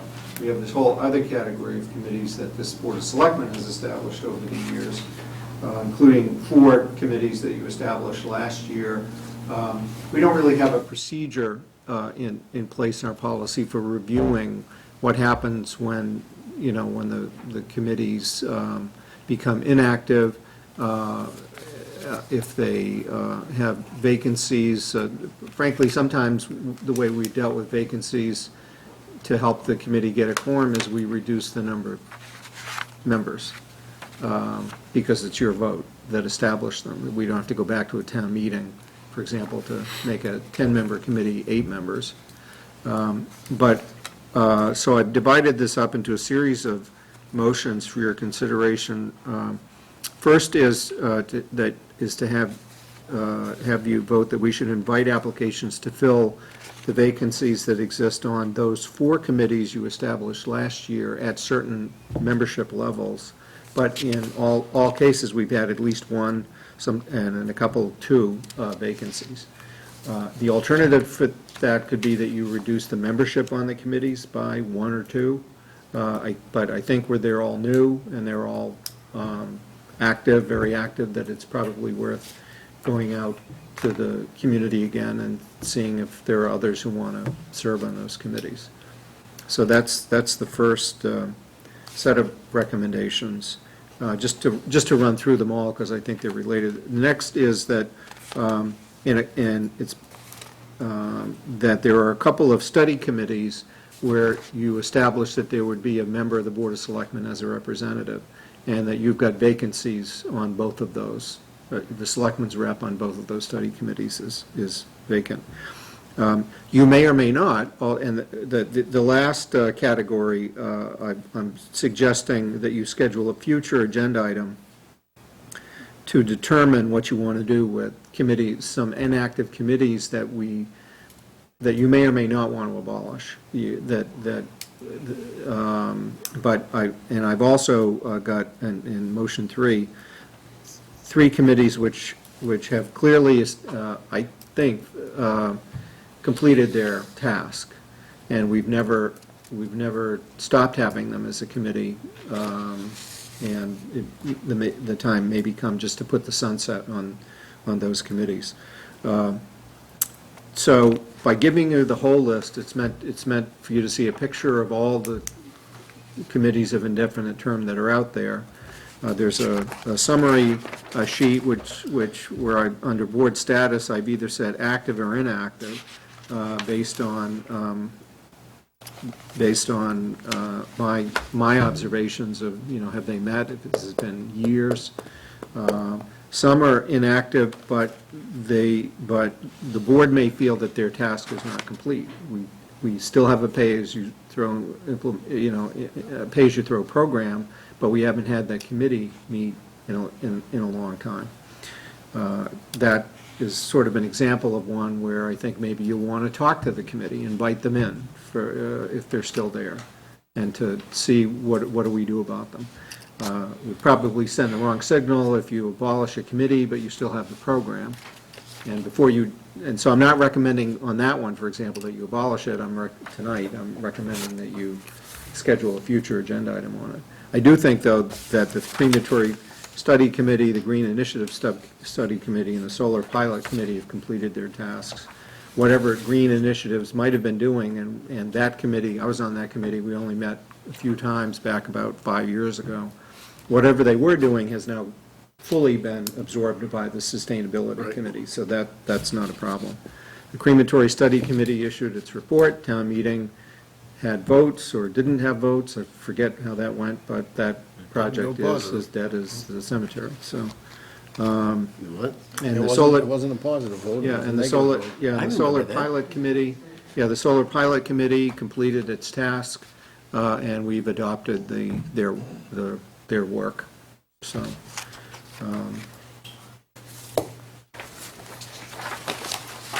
So I think this is a process that's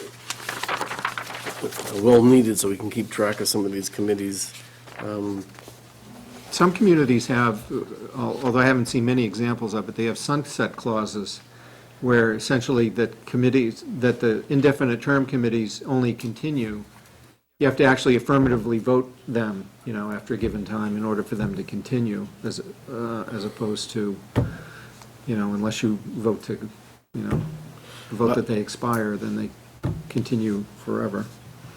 As far as number 2 is concerned, I would say, let's wait till after Saturday, I was thinking. so that we can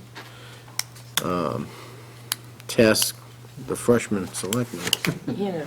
Spread the love. And maybe to that end, it might be helpful, Keith, at least for me as I'm still learning, to see which one of these boards require a selectman and which selectmen are aligned to them. I know I can see on the next Yeah. pages, but maybe just like a one quick column so I can mentally. Sure, yeah. That'd be awesome. I think with respect to item 2, we're only a week away from having our 5th selectman back. Right. That's a great discussion at that time. I think number 1, we can make that motion real quick. Yep. Move that the Board of Selectmen vote to invite application to fill vacancies for the following boards of indefinite terms: Bicycle and Pedestrian Advisory Committee, there are 2 appointments. Economic Development Committee, there is 1 appointment. Housing Committee, there's 1 appointment. And the Sustainability Committee, there are 2 appointments. Sorry. Second? Okay, it's been moved and seconded. Any further discussion on motion number 1? Seeing none, all those in favor signify by saying aye. Aye. All those opposed? So 1's taken care of, 2 will postpone. And go on to number 3, which I think we could do too.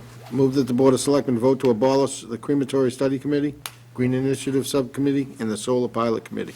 Second? Moved and seconded to abolish the Crematory Study Committee, Green Initiative Subcommittee, and the Solar Pilot Committee. Any further discussion? All those in favor, say aye. Aye. All those opposed? So 3 is done.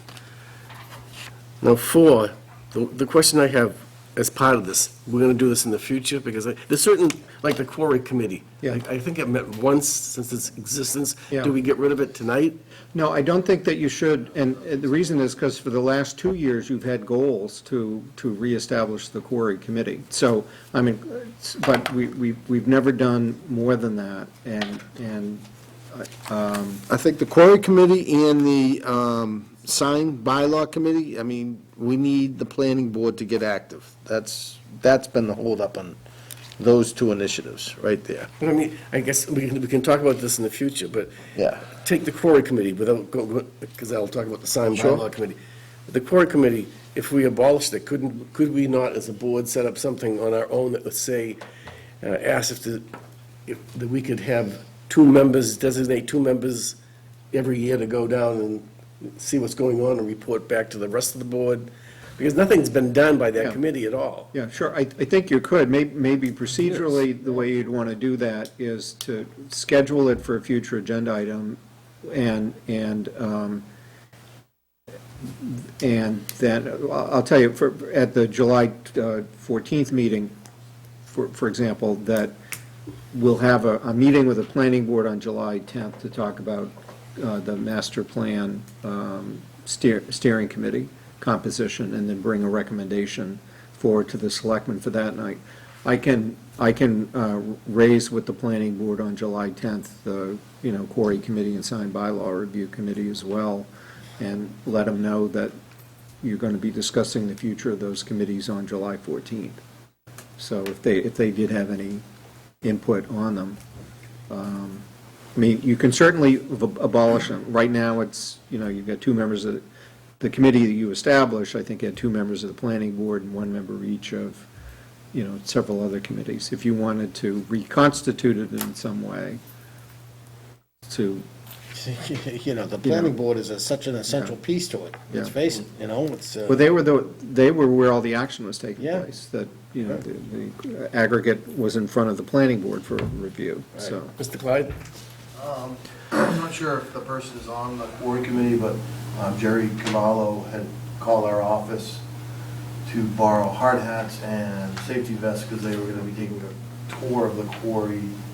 I think it was either late February or early March, and then they couldn't go because of weather, and it got rescheduled one other time. And I think it's still pending, they haven't gone yet, but there's something going on with the quarry that they were getting a tour to look at some things. Who's on that committee? So I'm not sure if he's part of that committee or if it was someone else. Another reason they were looking. All we're doing here is agreeing to talk about this later. Right. But I'm still trying to understand who's going into the quarries. Were they going into the town? Yeah, I'm not exactly sure. I didn't know if he was part of the What was the name committee. again? No, he's not on the committee, Okay. not according to this list, anyway. He's the one that called to coordinate borrowing. Yeah, items. I think though that inquiry was about, I think I've had several people ask me about what's happening with the quarry committee, and most of them have been neighbors. And we haven't been able to say that there's an active quarry committee for them to go meet with, so. So I guess if that happens in the future, I'd like to know who it is that So would you like to this is just setting the agenda, but, I mean, it's... Yeah, and my one comment with the signed bylaw committee, I don't know whether you could ever get those people back together. I was the liaison, I went to all the meetings, and I would also, before, and I wouldn't want, believe it or not, after all these years of me complaining that the planning board hasn't acted on it, I'd rather have us either have that committee or a new committee also sit down and talk to the planners of the point who have professional signs that are attractive, so we wouldn't initiate something that would turn around and be negative to that development, so. But that's for the future too. Yeah. So I'd keep it on there for now. All right, move that the Board of Selectmen vote to schedule a future agenda item for the status of the Page Through Implementation Committee, Quarry Committee, Sign Bylaw Review Committee, and Track and Field Funding Committee. Second. Moved and seconded. All those in favor, say aye. Aye. All those opposed, unanimous. Thank you. 5, statewide mutual aid agreement, public safety, public works. Chiefs. I'd like to recommend that the Public Safety and Public Works join the MEMA statewide mutual aid network. What this would do, it basically gives us the ability to be available or to receive mutual aid in any significant time of need. What I can reference back to is the tornadoes that went through Springfield. A situation like that would require a significant amount of mutual aid immediately to assist. And basically, this statewide network, by everybody signing on, makes that available to everybody, instantly, if there were to be a significant disaster or something to that effect. Now, judging by the map that we were given, there are a number of abutting towns that aren't in any agreement either. I looked at Groton, Harvard, Acton. I know, I'm not sure, actually, I'm not sure on Acton. I know Concord's in the process of joining. I'm not sure on Groton, whether they are or not. I'm not sure. The state's cracking the whip, though, to try to get communities to sign up. There's not too many left, but they are definitely putting the pressure on those towns that haven't signed on to join. I know like Pepperell and Dunstable, it's their emergency management directors are in their, mid-80s, and Still the same ones? Still the same ones, and aren't necessarily up on everything as well, or participating. So that may be the only lag why they haven't joined yet, because of lack of active participation. But I know the state is pushing hard to try to get the rest of those communities involved. And going by this same map, it has public works. Now, the ones that don't have the X's in it, is that to say the public works is not part of this agreement in those certain towns? Correct. Correct, it's just public safety. There's two agreements. There's a statewide public safety and a statewide public works. And so the recommendation we're bringing tonight is that Littleton opt into both of those. Okay. We had a conversation with the three departments and town council and myself last week. Some of the questions that we had were about what's our legal obligation if to either respond, if it's it essentially provides a framework where we can legally send our folks to help out when the need exists elsewhere, with the expectation that the other member communities will do likewise. But it does not require us to continue to provide assistance beyond a reasonable effort. The chief was talking about a longer-term situation. If you're not, there is no obligation to respond if you're short staffing or we have an incident going on in our own community. We're not obligated to send aid. However, if there were, actually, let me back up a step. The initial incident, the first few days, are the most crucial, particularly the first 36 hours. After that, if it's a significant incident, if it's declared a disaster, then there's the potential of getting reimbursement.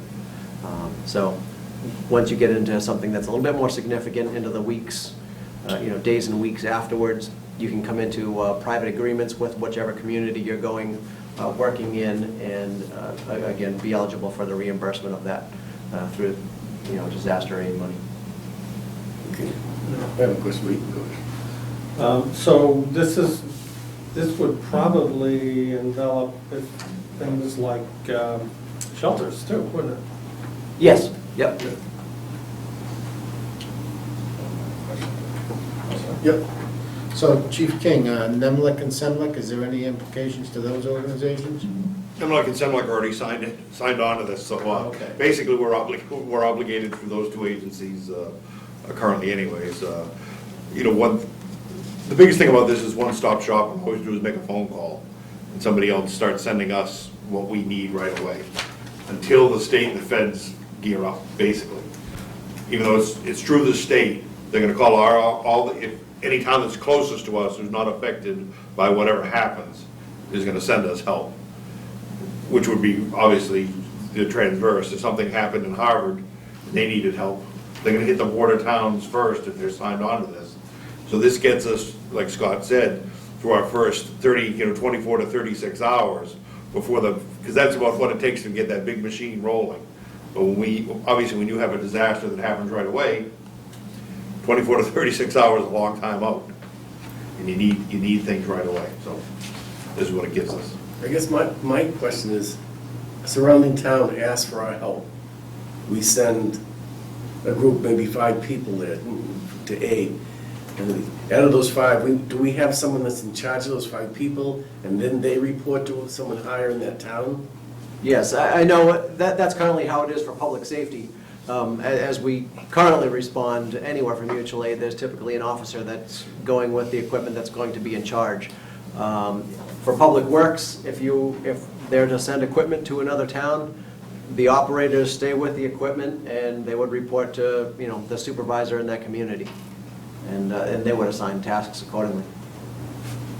What about you, Jim? Are you familiar with any of it, or involved with any of it? We haven't done it. And, I mean, we asked some questions during the meeting and felt comfortable that, basically has to go to the town too, so that we're all in agreement that we feel that we have enough coverage here to be able to send people or equipment. It's not just one person's decision, it's a collaborative decision. A lot of this came to light, this has been going on for a long time, this effort to get this to happen. And when tornado went through Brimfield and Southbridge and other places, it was a massive mobilization of resources, and while public safety was ready to do that, other areas weren't. So I think this is a great move. Ready for a motion? Yes, I move that the Board of Selectmen vote to authorize the participation of the town of Littleton in the,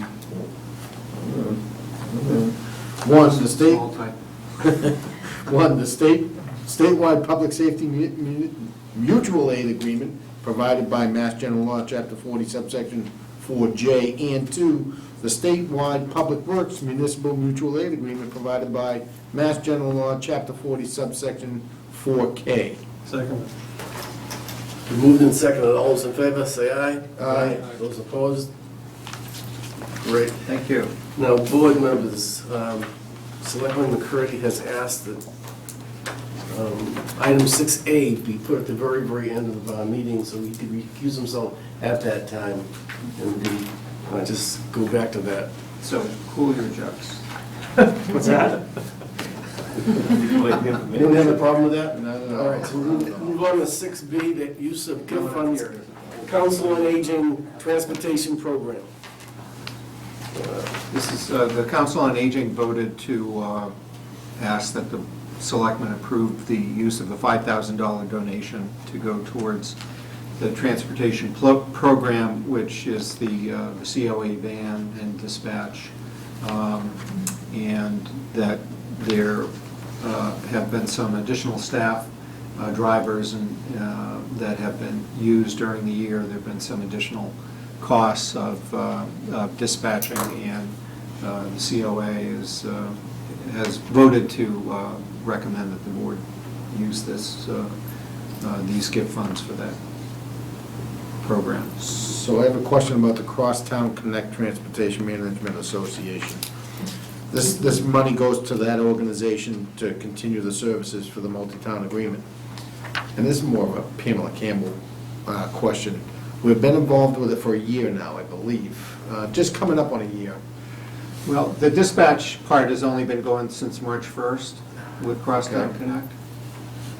That the board voted to approve the intermunicipal agreement last August. Okay. And so we just implemented it in March. Yeah, so we're sort of on the shakedown cruise with Crosstown Connect, COA dispatching right now. And it was a transition. We went from having our own staff do it here to paying to have the Crosstown Connect staff have done it. I mean, I think there's been an increase in ridership that we've experienced. We're looking at, for the future, and we should probably have an agenda item on the Crosstown Connect and where's that going. because we're seeing the increased demand for services, not only for Council on Aging, but the long-term goal of Crosstown Connect is broader than just COA. It's going to be for businesses in the community. In fact, tomorrow morning in Juniper in Westford, Crosstown Connect is having a meeting essentially of the larger employers in the area to get them to sign up. We've got IBM signed up. Sam Park has expressed interest. Locally, there are a lot of other big companies that are signing up as well. So I guess my objective was to either get a joint meeting, as you just said, Keith, to kind of get an update as to how it's working. Sure, yeah. And what the impact has been on our seniors. As far as the good, the bad, and the ugly. Okay. Type of update. Just to make sure. Okay, we'll And where the schedule an update. council has, voted unanimously to approve it, I wouldn't have an issue going along with those recommendations, but I think an update is warranted. Sounds good. Okay, ready?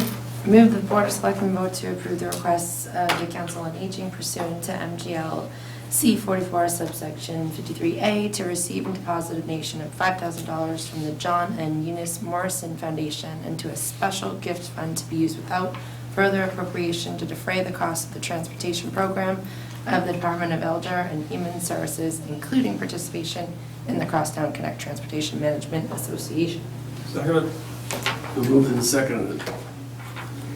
Any further discussion?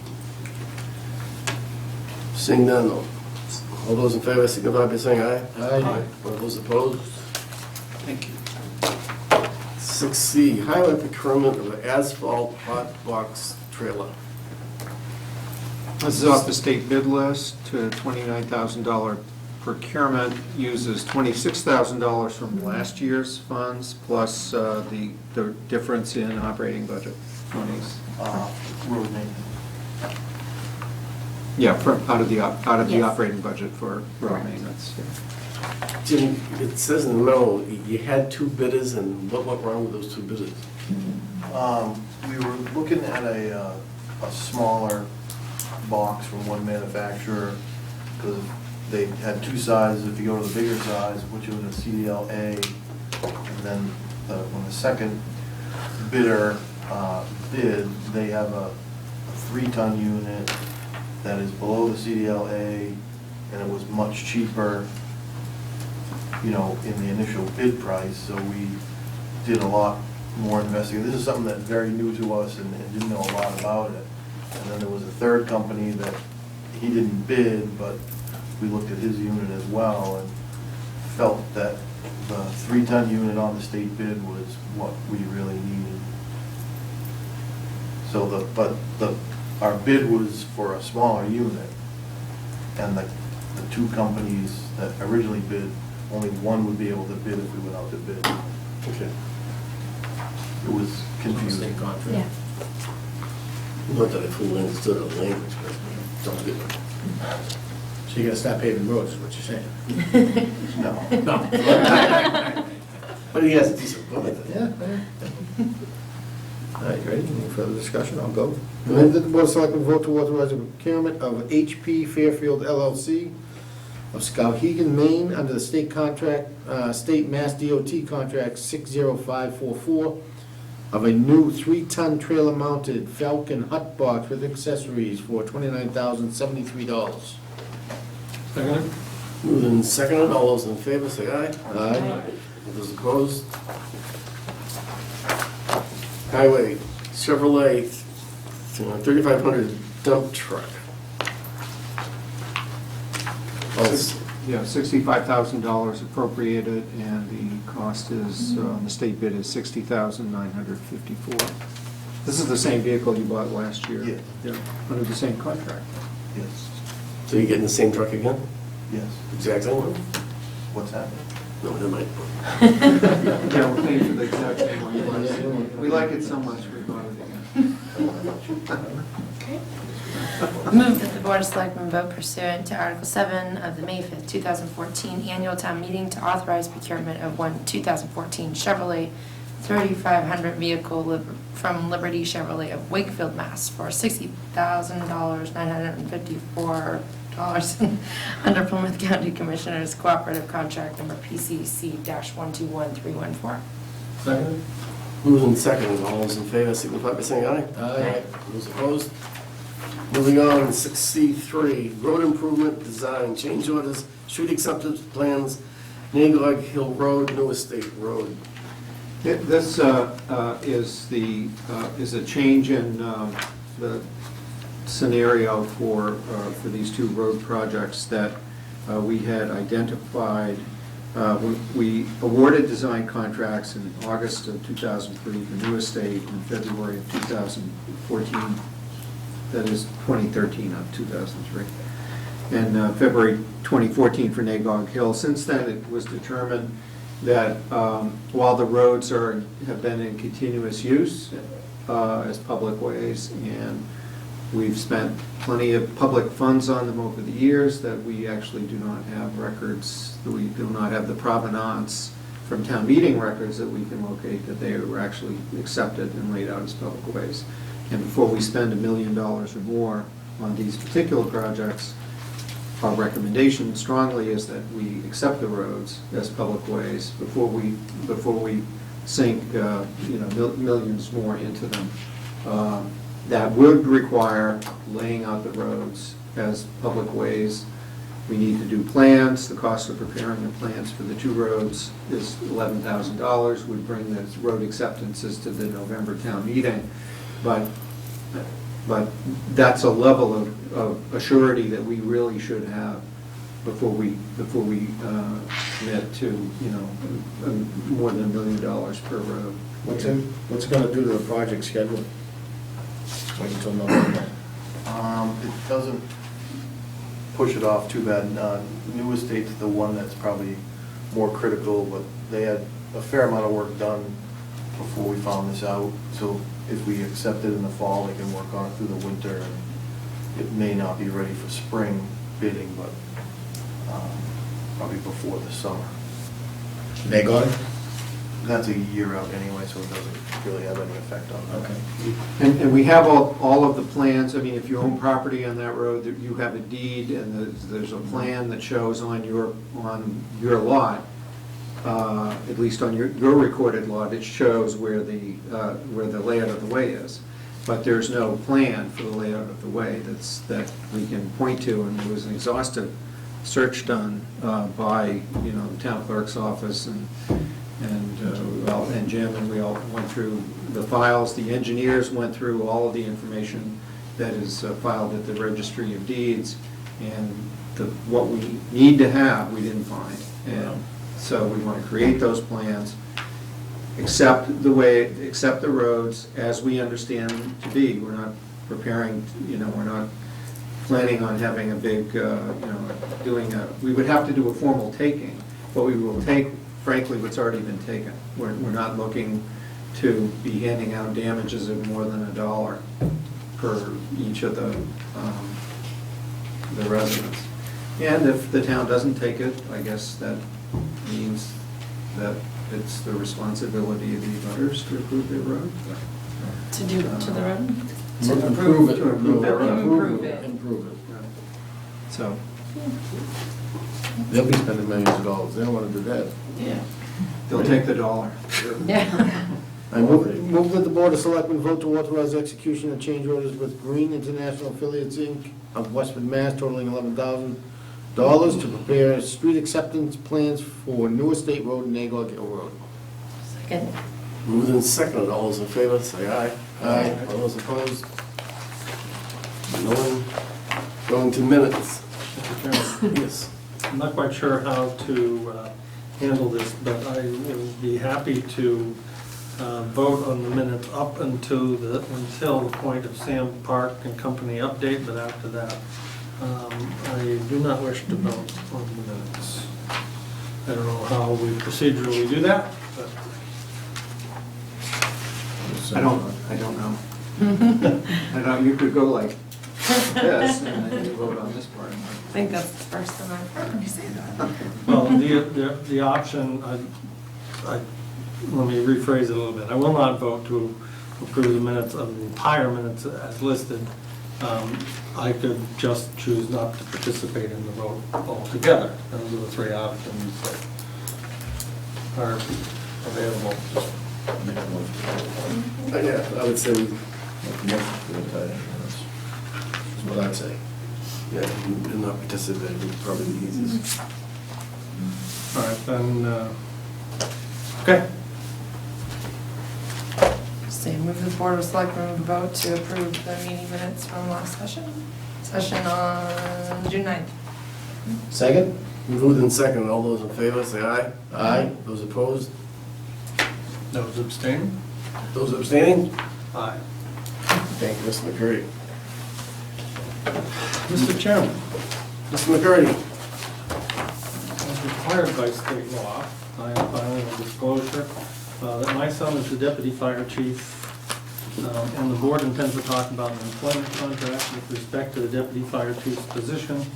I therefore must recuse myself from it, and there is the paperwork for the record, and it has been filed with the town clerk. Thank you, Mr. McCurdy. And it's in the minutes.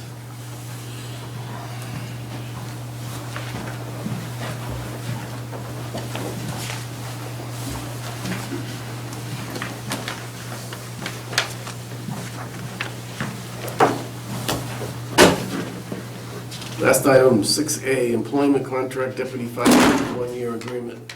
Chief?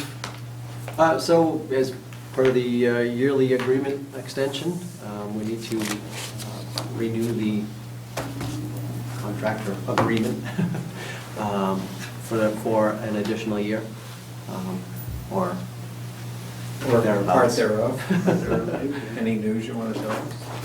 So I come to terms with an agreement with Groton to be their next fire chief, although you will have to deal with me for a while longer, so. Congratulations.